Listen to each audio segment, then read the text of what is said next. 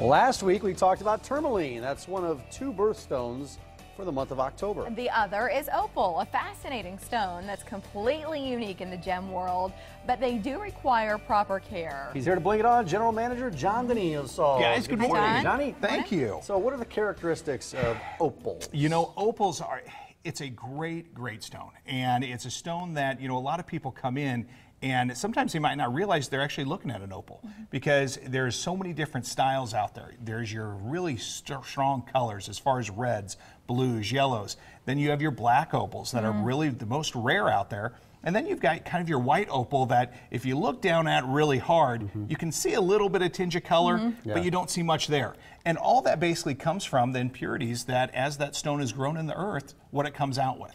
So the ones we actually have today, what we're really going to look at is what they like to call the play of color on opals. And this is the traditional. You were and that's saying your traditional most people opal probably right seen there. a stone similar to this. Exactly. That you see those reds and blues that do come out, but don't really stand out really tremendously. If we get up to the rings, actually right back there. Hey, Aaron, come up. You're actually going to see a little bit more of that contrast there. So in that upper left-hand corner over there with the red stones, those guys right there are your really strong colors that you see. You're talking about these? Right yes, here? those 2 that are sitting kind of right up there, and even underneath that right there. You see those blues, and if you actually pull one of those out, if the light can hit it a little bit more, you'll get to see that color. It's tough to see it on camera. It really is. Okay, except for, look at this stone. Yes. Holy smokes. You get all those different colors, and that's what's great about opals. And Wow. that, like we like to call that play of color, that bright, vivid color that really comes off of that stone. Gosh. And every light that kind of hits,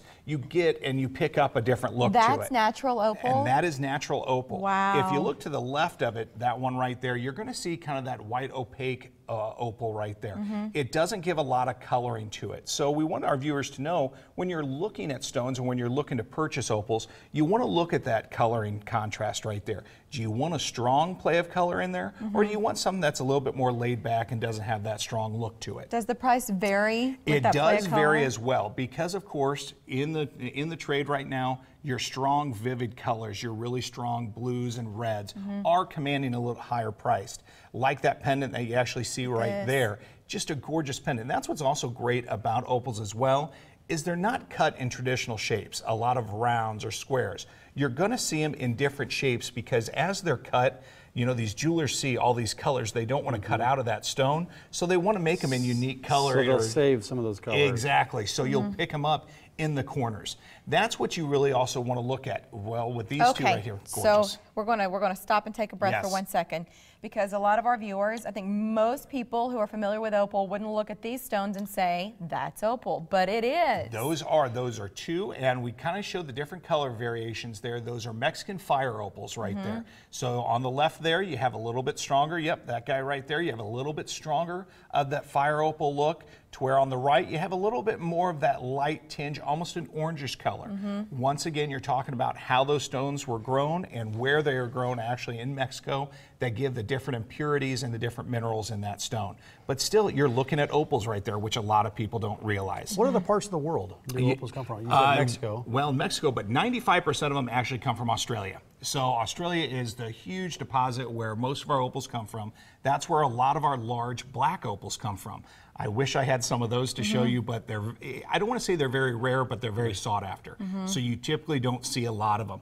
They give a great black background, but those colors just come off just incredible. So, and when you're looking at opals, when you're looking at purchasing opals, make sure you also look at that pattern. So when that color comes up at you, you don't want to see any dead spots. You don't want to look at that stone and go, okay, I don't see any color down here, but I see a lot up here. You want that pattern to kind of blend perfectly to where at every angle and every facet, you really get a good look at it. How do you care for opal, John? What do you recommend to customers? Once again, opals, just like pearls, you want to be very careful. You don't want to use any household products. Because of that luster that's on top of that stone, you don't want to use any harsh chemicals. What we like to tell people, bring it into, us, we'll take care of it for you. Or if you're at home, warm soapy water is perfect, and just a light brush cloth, but you don't want to use anything hard and heavy because you will take that luster off of there, so be careful with that. The ring I've been wearing is October's Yes. Other Birthstone. Other Birthstone, It true. has been my pleasure to wear this piece for the last week. It may be one of my favorites in your store. And you know how crazy I am about your stuff, John, Yeah. but this to me is so special. You know, it's just a very elegant ring, and it's a larger, darker pink tourmaline ring right there, set in 18 karat. Has a little over 3/4 carats worth of diamonds that are in that setting right there.